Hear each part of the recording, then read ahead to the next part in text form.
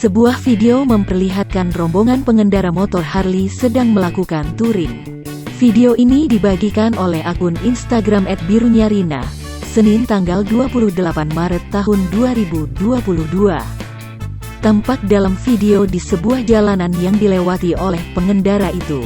Namun ada yang kocak dari video tersebut, ternyata salah satu pengendara motor Harley tersebut mengalami bocor ban, sehingga motor yang dikendarainya melaju tidak beraturan. Terlihat motor itu bergoyang di belakang sehingga mengendarai seekor kuda. Video ini langsung mendapat beragam komentar warga net.